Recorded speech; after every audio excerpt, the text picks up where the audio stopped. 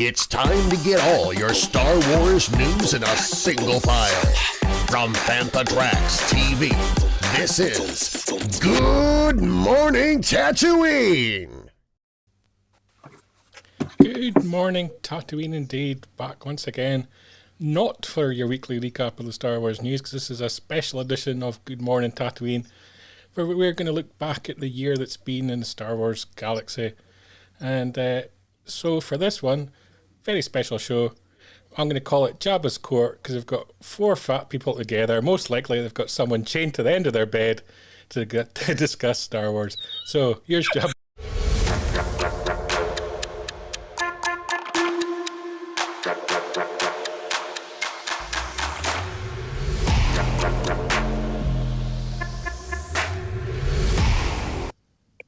Guest number one, Mr. Paul Naylor. Welcome to the show, Paul. Thank you for that introduction. Thanks a lot. How's your week been? Well, I've been sort of recovering from COVID, so I'm still very lethargic, but I'm okay. Well, we're going to get the energy going for the next hour of chaos. Yeah. Guest number two. The name gives it away in the title screen. We should have done no credits there. Mr. Mark Newbold, celebrating Book of the Boba Fett. You know, I couldn't see a thing, I couldn't hear a thing, and I can't drink my tea. But given the intro, Brian, I'm assuming I'm Blobber Fett for this episode. Yeah, we'll go with that. Keeping with the theme, third up, Mr. Matt Booker. Hello there. Oh dear, it's going to be madness, this show, so stick with us. Yep. Yeah, Star Wars, it's been quite a year. Pretty much spent most of the year locked up. Probably where we belong. But watching Star Wars, reading Star Wars, everything in between. So let's start. First topic. What we're going to go for? We'll go for comic series of the year. Anyone watching at home, join in the comments. Let us know your comic series of the year. We're going to go Mr. Mark Newbold first. What was your comic of the year? For consistency and enjoyability and keeping that 90s vibe thrillingly alive, I'm going for Bounty Hunters. I've really enjoyed it. It's every issue's consistent. It's just got a good vibe about it. It's not reinventing the wheel. It's doing what bounty hunters do. I'll just get a kick out of it every episode, or every issue, I should say, with a very close second, High Republic Adventures. I think that's been superb as well. Mr. Booker?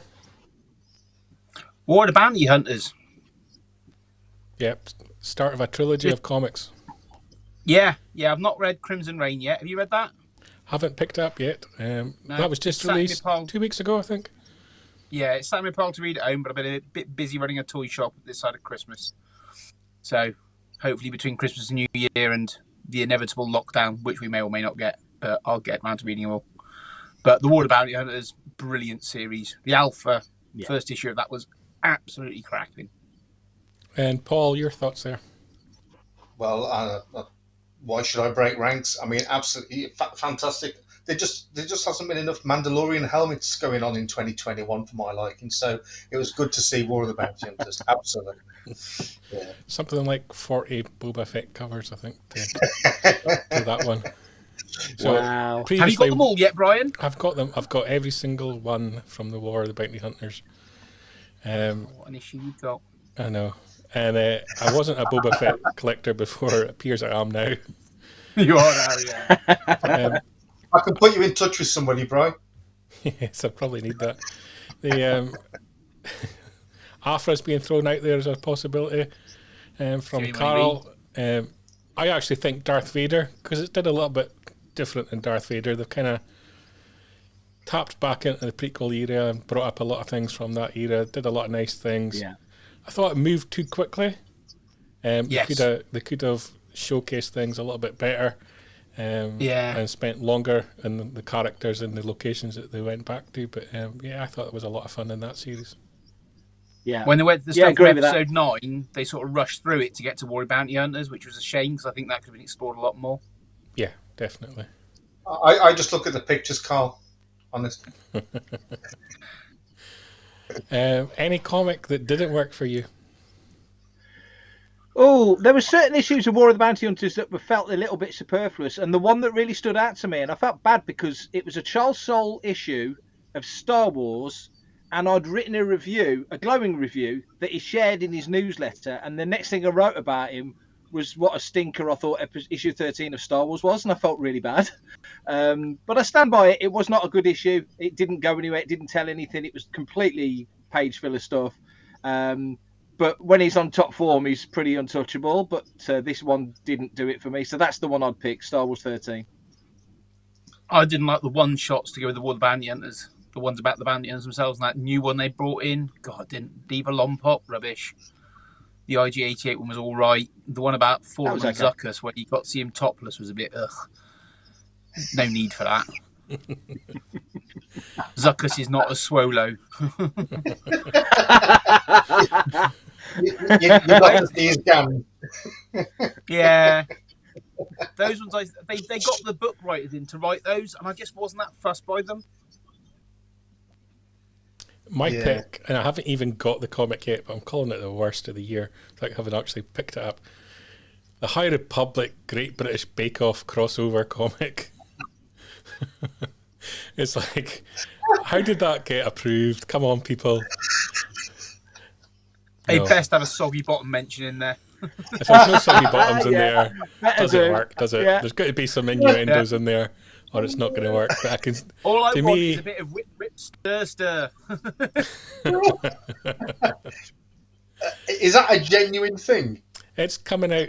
I think it's coming out in a couple of weeks, isn't it? Something like 27th of December, or something like that. I think. Yeah. Someone might correct me in the comments. But yeah, that's a general thing. It's going to be. I can't remember the exact title, but it's basically other than the High Republic adventures from IDW, and it's got Bake Off in the title. Right, I trust the judgment of you three guys. I'm sorry, but is the High Republic any good? I've not looked at anything to do with the High Republic. I've not read any books, read any comics. Is it worth delving into? Yeah, everything I've read so far has been enjoyable, and it's definitely feels like it's building to something. It's a long build. I mean, is it 3 phases, and we're just in phase 1, I think, at the moment. Yeah. So it's a long build. Phase 1 finishes in January. Right, there you go. Yeah, so it's a long haul, but that's not a bad thing for Star Wars, is it? You know, Yeah. we're in it for the long haul. But everything I've read so far, I've enjoyed. What was Cavan Scott's book? Which Rising was Storm. Cavan Scott's book? The second. Thank Rising you. That Storm. was excellent. Yeah, that was excellent. Really was so good. I remembered the title of it. No, that was excellent. And as again, like I said, High Republic Adventures has been great fun, and so is the main Marvel title as well. That's been very good. So they've introduced the characters well. I would dip into it definitely. Okay, I'll give it a Are we go. going to recount the story of was it the Rising Storm you asked Cavan to sign, Mark? Yeah, that was awkward. Yeah, he'd already signed it, and I didn't recognise his signature. So I went, "Could you sign this?" And he went, "I've already signed it." And I went, "Oh, is that your signature?" That was really awkward. That was really awkward. Yeah, One of my showed my highlights of the knowledge year. there, didn't it? Spilt my crayon inside it. Anyway, I think that the High Republic is a good example of what you can do with Star Wars publishing if you put a plan together. People on the movie side might look at that. And they've worked really hard. The one downside of it has dominated the publishing landscape a little. War of the Bounty Hunters has helped, but the problem with that is you've got the same creative people effectively working on that as you have in the High Republic. So, you know, we had a promise of a Mandalorian publishing program that fell apart. So I'll give them that excuse for this year, but I do think they need something that counters. Did it fall apart, or was the rug just pulled from underneath their feet? Well, it's Lucasfilm, so it's a PR disaster. They announce something that never happens. But yeah, so I think a little bit of both. But I think they need something to counter the High Republic next year.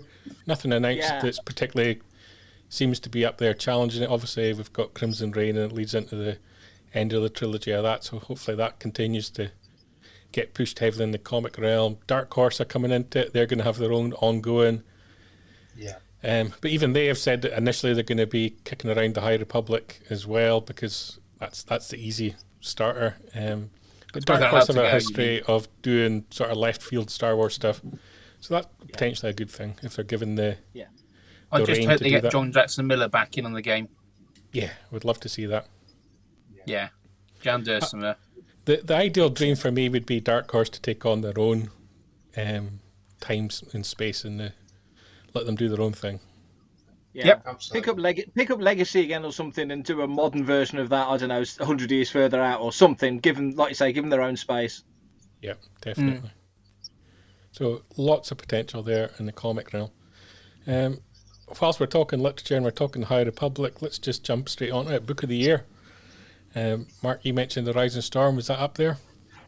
Yeah, right up there as a fiction release. Definitely, I would say that's the one that really stood out. It had, without spoiling it for anyone that's not read it, it had a great ending that really teed things up for what's coming. And they've kind of just dabbled in that in the comics a little bit. The post, I think, Trail of Shadows has just dipped into that a little bit. But yeah, that was the one. It gave you a real sort of centerpiece moment, the Republic Fair, and then just shot it to doo-doo at the end. It was really, really good, really good. So that's the Well, one I'm for me halfway this through year. that at the moment, and I'm enjoying it. Yeah. So Paul- I don't spoil anymore, but yeah, Paul, did you pick up I've any enjoyed what books? I've done of it so far. As Carl's pointed out, I cannot read, so I've got two favourite. I've got two favourite books of the year: Matt Booker and Book of Boba Fett. So Excellent. those will be my two nominations. There you go. You mean the Booker of Boba Fett? The Booker of Boba Fett. I'm going to go with You need to get some Thrawn badges Lesser. done. I'm going with Thrawn Lesser Evil, just because Timothy Zahn always hits out of the park. It was a huge, huge effort, and something completely different, doing something completely different in Star Wars literature. And obviously we've got the potential for Thrawn, the character, to appear in the Ahsoka show, potentially at the tail end of 2022. One thing there, Brian, you mentioned Thrawn.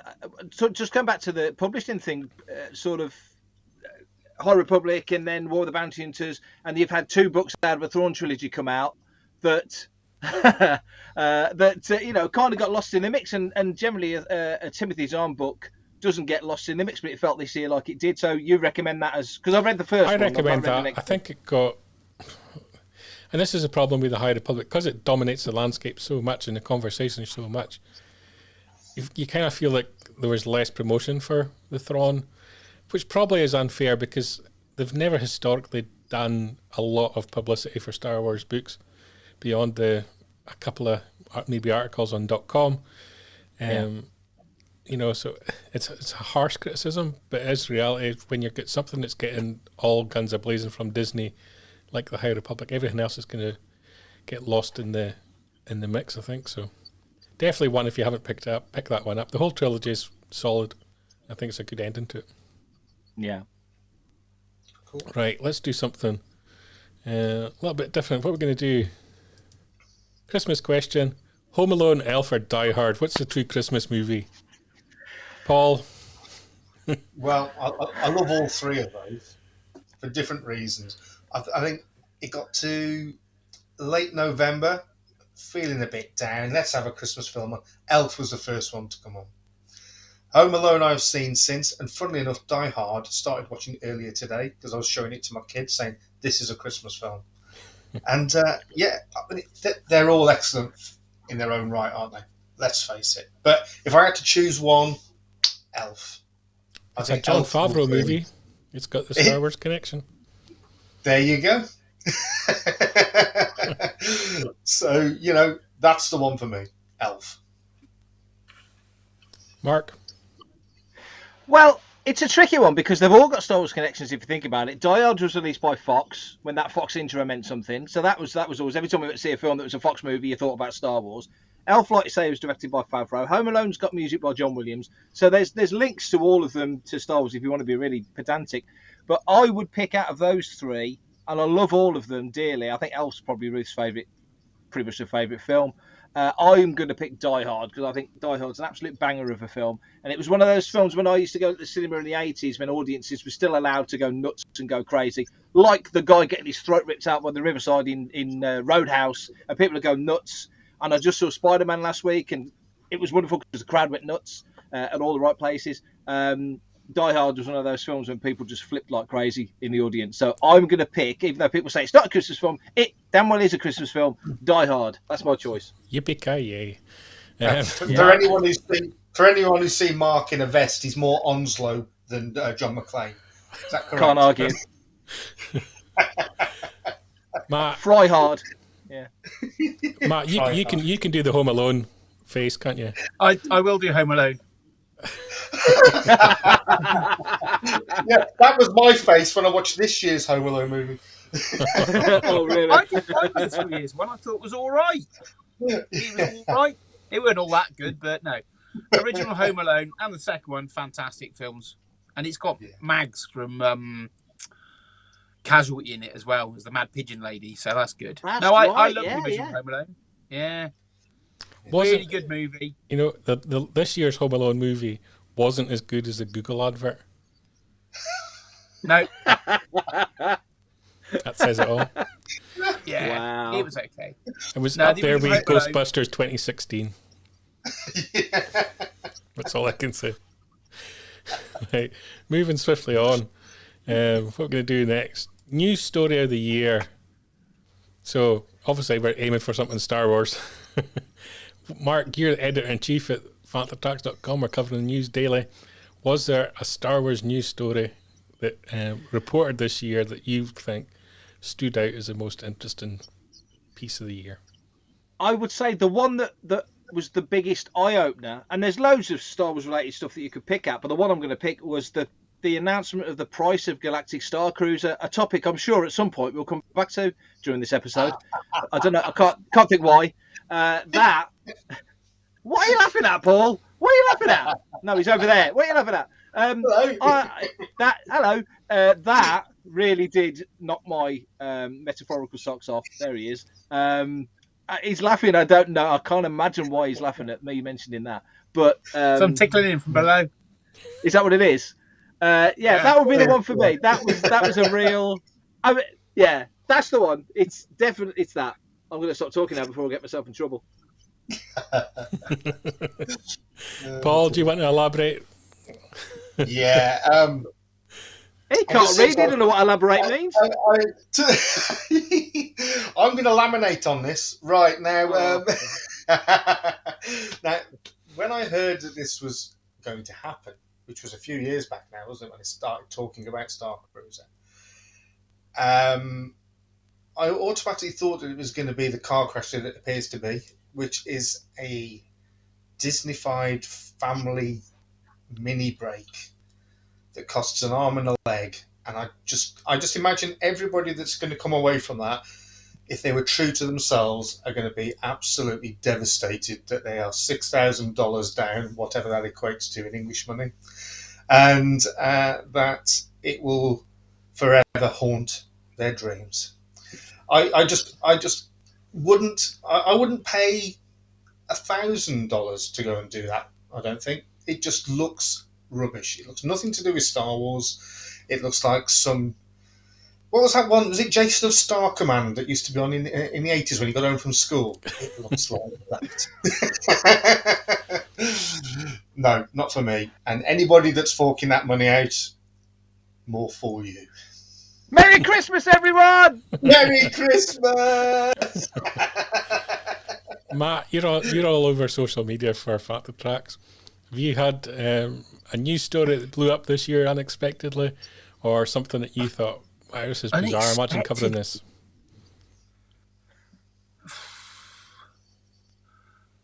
I think the Book of Boba Fett announcement, was that this year or was it last year? It was this year, wasn't It it? could have been this year, yeah. It would have been, yeah. I think that coming just blew me away. That was the one that really shocked me because Terry Morrison's agent leaked that he was going to be in the show as Boba Fett, and I was like, all right, he's in the Mando, yeah, whatever. Never in my dreams as a Fett collector, Fett focus collector, and having met pretty much everybody played Fett and collecting Fett since 98, 99, pretty much purely. Did I ever think we'd get a TV series? That's kind of the news story that blew me away as a fan of Star Wars and a fan of Boba Fett. Okay. All the trailers mean very little to us because allegedly it's only the first half of the first episode they're trailering. Yeah. But, looking I forward to it. I start that. Yeah, I think that I think you're right there. I mean, the thing that I've picked up off you, Matt, the last few times I spoke to you is that you're a bit meh at the moment. I was going to say then. No, you're feeling a bit meh. Okay, we'll see what it's like. I think it's going to be. I think it'll surpass all our expectations. I think it's going to be absolutely amazing, and that they don't need to tease it. That's why they're just using so little. I mean, even all they're these. using the same. There was a trailer that came out earlier every today, time. Yeah, there was a trailer that came out earlier today. It got like an extra little bit of dialogue from a Twi'lek guy in it. That's about it. And a bloke on a speeder going up a wall. That was it. That's it. Yeah, that was pretty cool. It's like just getting people's awareness that it's coming. yeah. No, it's gonna be fantastic. I think it was very clever to start off the whole Mandoverse, if you like, with the Mandalorian rather than Boba Fett, because if they'd have done it with that, it would have almost been too obvious. Whereas they sort of dipped their toe in the water with various characters, seeing what the public reaction's been, and hence we've got Ahsoka coming, and we've got Book of Boba Fett to look forward to in a couple of weeks' time. So it's going to be amazing, absolutely amazing. Well, my news story of the year was effectively the cancellation of the Cara Dune character when that was going to be my kicked to the curb by Disney, in effect, by basically saying that they weren't under contract with her and they wouldn't be using her again. Story probably came a bit left field, created by herself, which kept doubling down on social media. When more common sense would have been back off a little bit and calm down, but she let herself get dragged into a little bit of chaos. I think that story came out of nowhere, and it's kind of ended with the Rangers of the New Republic getting cancelled. So that's quite a big deal for Star Wars. That was my big story of the year, I think, and that's probably have the most impact on the Star Wars franchise this year, I think. Yeah. So let's change the course of some of it, hasn't it? Yeah, it has. Next question. Han said it's true, all of it, but what about the part where Greedo shot first? Right? So, what's the truth? Han says that all of it's true. Is it true, the original version or the multiple versions that followed since? What we're saying, who shot first? Let's answer the question and end it. In 2021, if we achieve anything, we'll have a vote. Who shot first? Han or Greedo? Han shot first, and Greedo never shot. Han was too quick and he killed him. Yeah. Under the table as well, sneaky style, definitely. Original. Yeah. No, 100%. So remain silent. What are you going for? McClunky.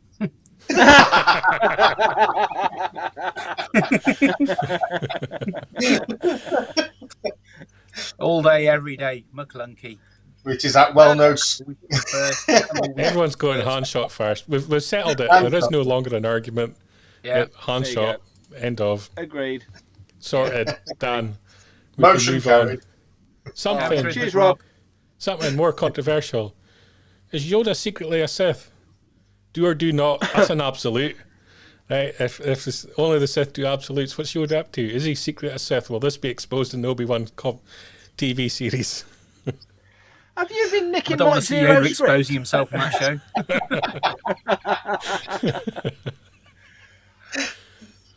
You know, Well, nothing would surprise me at this point.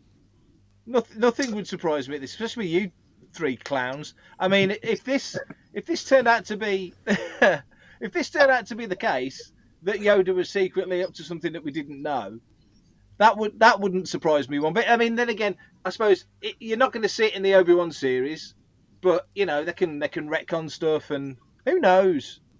Probably not though. Tinfoil, totally.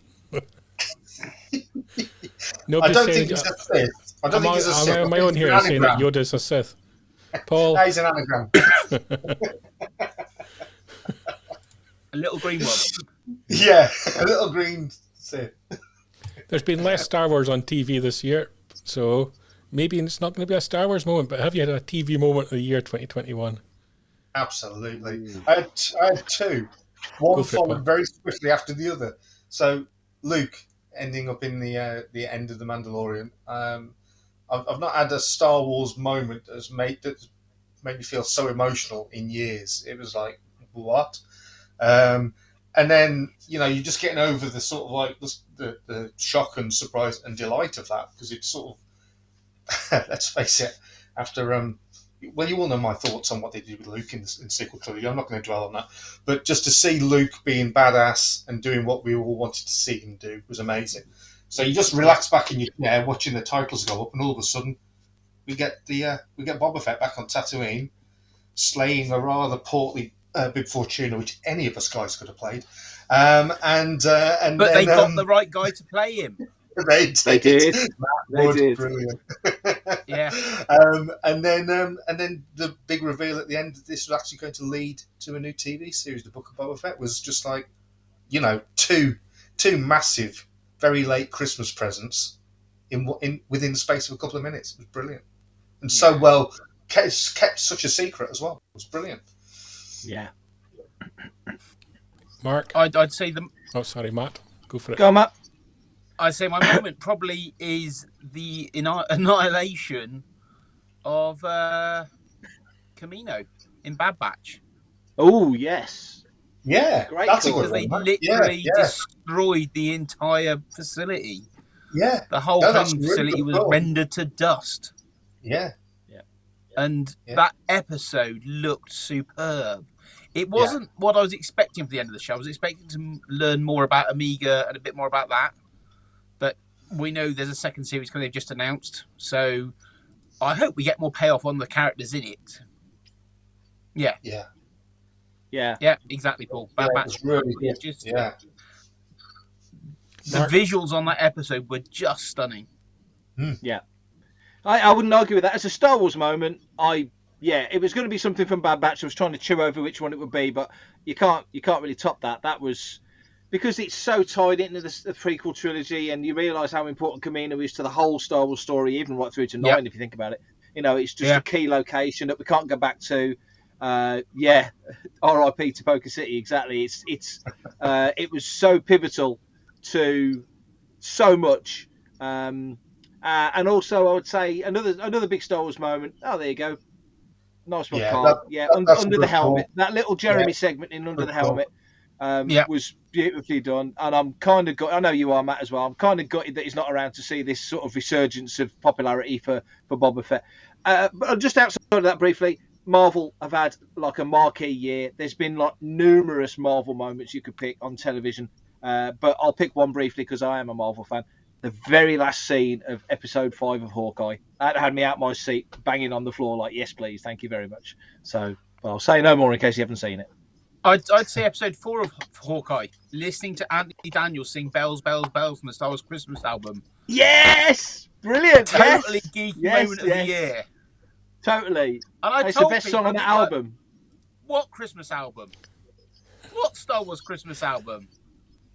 Once you finish watching this, go and just Google Christmas in the Stars on YouTube and listen to it.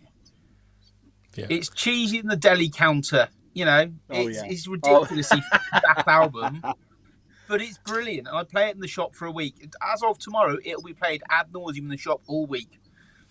And people have to put up with it every year. I'm agreeing with Rob here because I actually saw one tonight whilst watching Elf. Star Wars figures adverts, and it caught me off guard. I think it was the was it Micro Fighters? Mission Fleet, isn't it? I think. Yeah, that's the one. So I've seen that back on TV. Hasbro had kind of like a wide ranging advert for their whole brand, so that was on TV. I think Rob wins the prize there for going a little bit sort of left of centre with the. I'm going to win that. I'm going to win that in just a minute. So, Star Wars TV moment of the year, Under the Helmet. But this is also the year where it became very apparent to people that Slave Leia, I'm still going to call her that, Ula are banned. So my TV moment of the year was when Storm Arwen hit. They cancelled I'm a Celebrity and replaced it with a highlight show, and they had Mylene Class back on. That was my TV moment of the year. Every year they could have that and it would be perfect. I didn't see it, Brian, but she was in the white bikini under the waterfall. That's the one. It's ingrained in the mind. It's like the gold bikini. You didn't see it. Ingrained in UK culture. It always will be. What we're going for next? If Santa could give you a Star Wars moment for Christmas, what would it be? So that's basically what you want. What would you like? Either gift or something to happen for the Star Wars galaxy. Right. If Santa was to tell me that Solo 2 is in production, I'd be a happy boy. That's it. Jeremy Bullock in Book of Boba Fett somehow. Oh yeah. Brilliant choice. Mine would be a de-aged Harrison Ford turning up in either Obi-Wan or Book of Boba Fett. One of the forthcoming shows. I'd love to see a de-aged Harrison Ford, just like Hamill did, rock up in some form or fashion in Star Wars television. I think that would blow people's minds, and I think it'd be awesome. I think they'll either do that or they might use Alden. Yeah, I'd be happy with either, to be honest. Yeah. I'm going for Dark Horse Comics to do a Rogue Squadron ongoing. Oh, yes, please. Yes. Probably unlikely because of the TV movie rumours How circle around. about the possibility in the future of Rogue 2 based on stealing the plans for the second Death Star, where we can have all the Bothan spies there? And lots of droids. Manny Bothhands is a very short little man. We know that. Little Manny Bothhands. Yeah. Right. Next topic. Toy of the Year 2021. Ooh, Can't pick the Rancor, obviously. How about these? Can't pick droids yours either. are set up. Very nice. Not had mine yet. It would have been, for me, it would have been the Razor Crest, but they delayed it to next year, so it can't be the Razor Crest. I think Hasbro put some nice stuff out this year. There's some nice figures come out this year. But I've got to say, it's that fashionable helmet I was wearing at the top of the show would be my pick. I was really impressed with that. It's sturdy and it fits, so which is rare for me. So that's what I'm going to go for. Up until then, the only helmet that fit Mark was the one that Dark Helmets wore in Spaceballs. Is that right, Mark? Pretty You much. mean like this? Yeah, that one. There we are. That's the one. That one. Oh, that one. No. Go on, Matt. What was your favourite? Oh, I'd have to go with the Jedi Fett Black Series figure. It's just really, really nice. I mean, they've been trolling out that the Empire Fett. You know, the first figure we ever held our hands on from Black Series. That one. Yeah, I've got a whole box of them here. Yeah. They've been trolling that figure out, the Empire mold, for 7 years.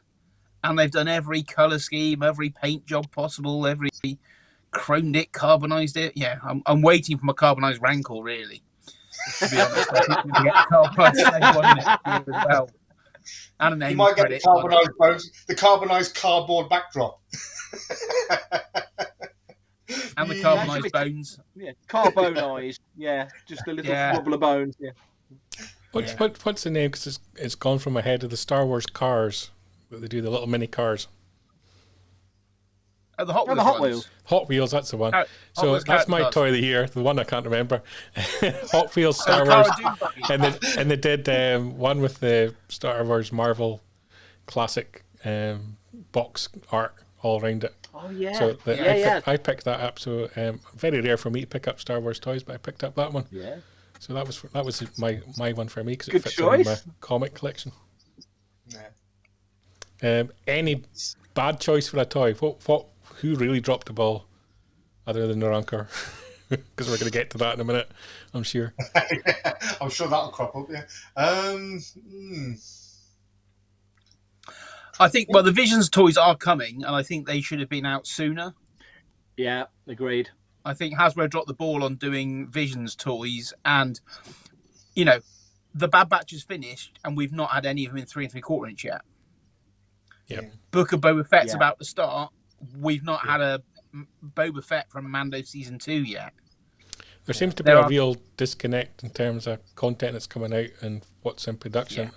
So I'm guessing Hasbro aren't being given the information early enough to get the stuff out on time. So a strange disconnect there. Funko are way behind on doing stuff. They bought out the Book of Boba Fett pops now. Not the Boba Fett, but the Funko Visions are coming. There's a pair of them, and they're exclusive to Entertainment Earth or somebody, I think. But there's a 2-pack of the first episode, Black and White Samurai, and his R5 unit.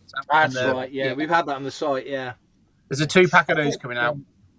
I think the worst toy of the year was announced earlier this week, which was, not only is it a divisive thing in the Black Series sort of collecting community, the holiday special figures that they've announced, but also the fact that they're way too late for this holiday season anyway.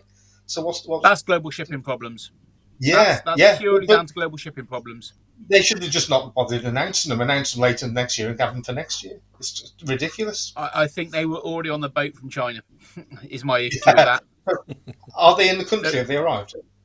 No, but we've had Pokemon toys turn up in retail stores, and retailers have got them, and the outer boxes say don't put on the shelf till September. Yeah. And we've had them in December. So the global shipping problem has messed all of that up. We had the video game 3 3/4 inch figures 8 weeks for America in the UK. Yeah. And there's always a disparity who gets stuff first and when stuff turns up. But 6 to 8 weeks before the Yanks getting stuff is just ridiculous. It's, you can't put that down to Hasbro's fault. That's just, boats stuck in ports and not getting out anywhere. And Port Felix, all the ports in America with 100 boats sat out waiting to, offload their cargo. I used to be able to move a container from China to the UK for $1. I'd be lucky to do it for 3,000 now. Yeah. Yeah. So that kind of probably sums up the situation in the world. Talking of things that are disastrous, let's do it. Star Wars PR disaster of the year. Got a wide choice. Is it? You can argue. Is it? Well, let's widen it. Let's just not call it a PR disaster. What went wrong, or from the perception of the fans, let's say it like that. What's gone wrong? Because we don't know what goes on behind the scenes at Lucasfilm that leads to some decisions. But what's gone wrong in the Star Wars galaxy from the fans' perspective this year? Paul, let's Disney start with Plus Day this year. Oh wow! Okay, well, I'll go with the obvious one. I'll leave the more obscure to you, Matt. But the obvious one is the Rancor, and for me, there's a couple of problems with it. I think it was probably £50 to £100 too expensive, but mostly the marketing of it. It should have been bundled up straight away with the Rancor Keeper. There should have been no question about that whatsoever. You should have been getting that figure. And what they should have done, if they'd have been clever about it, is that they should have said, you'll only get this figure with the Rancor. After that, it's going to be a good 18 months before it's released as a single figure. So if you're desperate for this one, you're going to want to buy the Rancor. The way it was handled was shocking, absolutely shocking, and no wonder it didn't cross the line. It's just a mess. But yeah, that for me, that was the biggest PR disaster, the Rancor. Matt? Disney Plus Day. Last year we got 800 announcements and a lovely TV show to watch with each of the things. This year they didn't bother doing us a live stream TV show talking about stuff. And no updates on any of the shows other than a Kenobi short, and that was it, really. We didn't even get a Book of Boba Fett trailer. That was only a month out. Yeah. All we got was a little bit tagged on the end of the Fett show. And to update us on what's coming, I think would have been good. Just to say, we've had a Disney Plus coming 2022 trailer this week, which we pulled out images from and went, well, these are all coming next year. But on Disney Plus Day, none of that was talked about. It was hyped as being this massive event, and for Star Wars fans, it was a damp squib. Marvel fans got 800 announcements. You know, bringing back the X-Men 92 cartoon and 101 other things. We could have at least done with updates on what's happening with our products. Yep. Jamie mentioned something you mentioned earlier in the show, Mark. Razor Crest still not here. Is that perhaps your choice of Star Wars disasters for the year? Because Hasbro's been having a bit of a kick in the last quarter. Yeah, I mean, Paul's right. You know, they dropped the ball with the HasLab project, but I think in the sense that I don't think they should have had more than one HasLab project on the go, and stacking that Rancor up against the Proton Pack from Ghostbusters, which Jamie, I know, is a massive Ghostbusters fan, was a mistake, I think. So having too many of those HasLabs on the go at once, you're just dividing fans' attention and dragging them into different directions. I think that hit, 22,000 in the end, the Proton Pack 22,000, so crazy numbers. But I'll go back to, and Disney Plus Day, like Matt says, is absolutely right over there.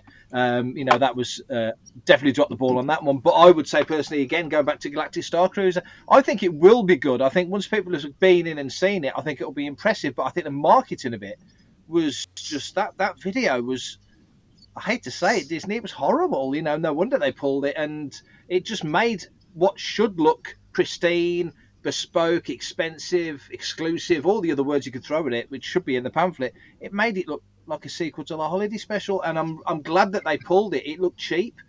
I think when people have been in there, seen it and come out and start to talk about it and explain what was just laid out in the basic written stuff a few months back, you know, you go, well, wow, this is going to feel unique to me. I think then people will be a bit more enthused by it. But at the moment, that you asking for PR disasters, to me, that's the monster PR disaster of the year. Yeah. And Rob saying there, looked like Space 99. Paul agreeing, 90s cheap TV CGI. When the second one came out on social media, I actually thought it was a fan-made one and they were mocking it. That's how bad it was. But yeah, handling of that. To me, the PR disaster, and it kind of circles a few of the ones that you've mentioned, it's just the communication kind of coming out of Lucasfilm on some things, that they're not owning the stories. You know, silence on HasLab from anything StarWars.com and blah, blah, blah. Hasbro put out a fairly weak post-failure statement. You know, Kathleen Kennedy signed a new 3-year deal. Fans should be excited about that because she's one of the best producers in the world, whether you like what they've done or not. Most highly regarded people, and people seem to forget that she's president of the company. She's not the writer writing the content. So, you know, there's a whole lot more to running the company than it is just the creative side of things. We still lack a creative director. So, you know, there's no direction in terms of Star Wars out with the Favreau Filoni sort of little circle that they've got going on there. doesn't appear to be communication between Lucasfilm and their license holders, so the products coming out don't match what's coming out on Disney Plus. And you're announcing a 3-year deal for Kathleen Kennedy at the time that you're saying that Rogue Squadron's shelved. You know, not putting out anything to calm nerves on that, and rumours being that there was no script or the script was bad. But she's still on board the project. And it's just like, you could own these stories, and they don't even need to be official statements. They've got enough friendly media that they could kill a story by just saying, here's variety, here's what the real truth is. Yeah, we're right here. They can kill or quash or push stories as much as they want with us. Yeah. So there's a total disconnect between the news cycle and what's going on at the company. Surprised that Disney tolerate it, to be honest. But yeah, I think it's all summed up in the past week, and I'm not going to go into the details on it, but basically the whole Star Wars Eclipse, you release a great trailer, looks fantastic, everybody's excited, and then people start revealing what the company is, and it just blows up completely in their face, to the point that there's a whole campaign now for Star Wars fans not to even mention the whole project. And you've got your creators of the High Republic, whether it be the top level people at Lucasfilm down to the writers and the artists, playing silence on the whole thing. And I think it's just a whole public embarrassment. So we'll mark that down. There's a lot of lessons to be learnt, and I hope they're learning them. And 2022 can be a lot better, because to go from being bad to good, there's not much of a journey. You know, it's just getting the message out there. And, you know, you've got a massive fandom who will spread a positive message far and wide when it's being pushed that way. And to me, Celebration should be a turning point, and let's get some positivity going again and happy Star Wars stories. And we'll see. Well said. But we'll give Lucasfilm PR a little snowball right in the face. Oh dear. Yeah. Do your as job Andrew better, said, guys he was and afraid to girls, bring I a know, clips up. But, and Rob's saying the same. It's got all the ingredients for a fantastic menu. You just need a lead chef, and that is someone to lead creative. And that's not Kathleen Kennedy's responsibility. It's not Dave Filoni's responsibility either. They're showrunners. You need, in the way that Marvel have got one person in charge of creative directing the whole thing, getting the right writers in, the right directors in, and let's see if they do it. Yeah. So on that note, let's look ahead to 2022. Yeah, never want Filoni or Favreau to step any further up than they are. Want them to stay where they are and be brilliantly creative and doing the best stuff possible. Do you want Dave Filoni to be sitting in on discussions about insurance renewals and all that kind of stuff, or do you want them making Star Wars films? You know, that's the difference between president and showrunner. Yeah. You know? Yeah. But there we go. Right, most anticipated moment for Star Wars in 2022. Hopes and dreams. What do you want to see? What's been announced? What maybe something that's not been announced you'd like to see? Mark, let's start with you. Thank you. I will go for, and you've just mentioned it actually, an absolutely banging celebration. I think the fandom needs it after everything that World's gone through the last 18 months to 2 years. I know the fandom as a whole needs it. There's so much to look forward to. We've had some cool stuff in the past. It'll be, you know, a celebration to really get their teeth into High Republic. We've got all the stuff that's coming. Obviously, Book of Boba, Andor, but Kenobi, everything else. I think a really banging celebration would be awesome. So that would be my choice. Paul? On a smaller scale, Burnley. Star Wars Fan Fun Day. I can't wait to get back there. I mean, celebration's amazing. I'm looking forward to that. But if you haven't been to Burnley, folks, get over there for Star Wars Fan Fun Day, because you get up close to all these actors and really get to have a decent conversation with them rather than like a 2-second quick signature and off you go. It's a really good way to connect with the cast of the Star Wars movies. So it's great. Yeah. Before I ask Matt, seeing as you've both mentioned shows, MCM London on the same weekend as Star Wars Celebration. Come on, Reed, what's that about? Bizarre.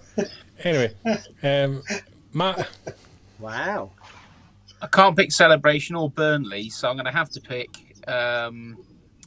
most of them. Kenobi show, because we know absolutely jack all about it. We know stuff about Andor. We've got an idea where Book of Boba's going, and that's this year anyway. So yeah, I think the Kenobi show. Yeah, as a comic collector, I'm going to go Dark Horse coming back on board. I'm hoping that's the start of some exciting stuff. I don't think we'll see exciting stuff off the bat because they're going to come back in on a level of comfort. Having said that, the start would be Dark Empire, so maybe not. True. Back in the day. But what I'm wanting in 2022 is a bit of excitement out of Lucasfilm. Let's go back to where we were in 2020 on Disney Plus Day. Announce a whole slate of shows, a whole slate of movies, map out the next 5 years, get us excited, get us on board. Let's get more behind the scenes stuff. If you're not going to show us stuff from Andor, let's hear from Diego. Let's get an interview up there. Why is he excited for the show? Let's see some of the cast members from Obi-Wan. We don't know what characters are playing, but let's just get a generic. I'm excited to be involved in Star Wars because it doesn't have to be a big reveal. It just needs to be. You don't need to do much to get excitement going. Let's get a slate going like Marvel. Let's map it out. Let's have a whole journey ahead of us for the next 5 years. Let's get a fandom behind it, and let's get going and get some positive vibes going. Brian, is this you pitching for that creative role for Lucas? No, I'd be an absolute disaster because I'd go for controversial films and content. I'm all for pushing the boundary, and I'll mention The Last Jedi because I know Paul's a big fan of the sequel trilogy. He loves it. But I didn't enjoy the sequel trilogy, but I'll give credit to Ryan Johnson for at least trying to push the boundaries, and that's what you should be doing. If you're getting the range of Star Wars, push it. See what you can do. Yeah. I won't even watch the Knives. Is it Knives Out? I won't even watch that. I don't care how good it's supposed to be. He's had his hands all over it. I'm having nothing to do with it. Yeah. Agreed. Rob's saying there, Return of the Jedi on the big screen. I'm going to go something different. Return of the Jedi Secret Cinema. Oh, yes, please. And then great choice. Take that and compare that to what Disney do with the Galactic Star Cruiser. Get all the Disney Imagineers over to Secret Cinema doing Star Wars, and they'll learn a lesson. Jedi Secret Cinema in Endor. Oh yeah, what a great choice. Me and Mark have got a making tracks in a gold chair. Me and Mark did an episode of Making Tracks, which is out hopefully tomorrow, if not Tuesday rather, if not Tuesday then Wednesday. And we were just talking about it don't seem that long ago. It's 6 years since Force Awakens came out, 5 years since Rogue One came out. If you think back to then, when we were in the thick of it, we didn't think too hard because we thought maybe this is how it's going to be forever. And now we've had a bit of a dry period comparatively. And I know a lot of external things have happened to the world which has caused it, but I think it makes you realise what a great time that 5 years was, with a film coming out every year.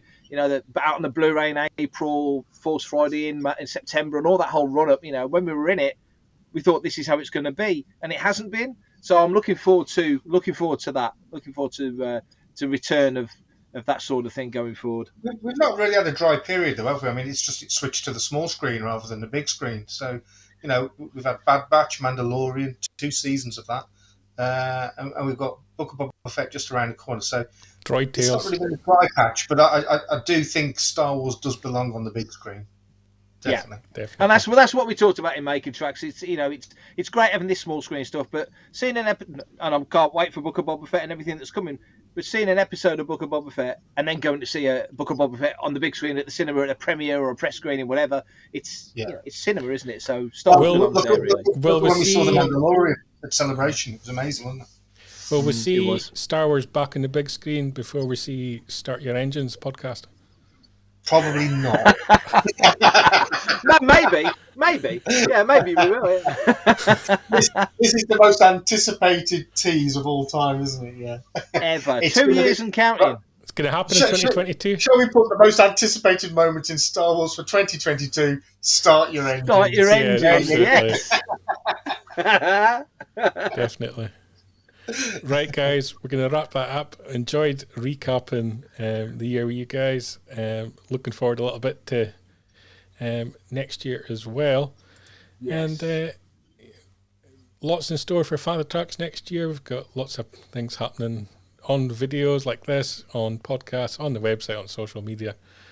So keep it Star Wars.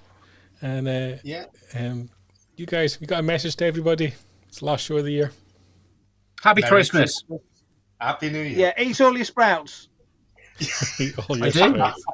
Eat all your sprouts. I know you do, Matt. You're fueled on sprouts. I'm saying to everybody else who doesn't eat all your sprouts, there's no excuse. You have them once a year. Eat all your sprouts. Other than that, Happy New Year and Merry Christmas.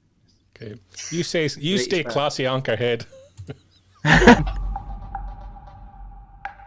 Keep up to date with the latest Star Wars news each and every day on FanthaTracks.com. You can also find us on Twitter, Facebook, Instagram, TikTok, Tumblr, and Pinterest at FanthaTracks.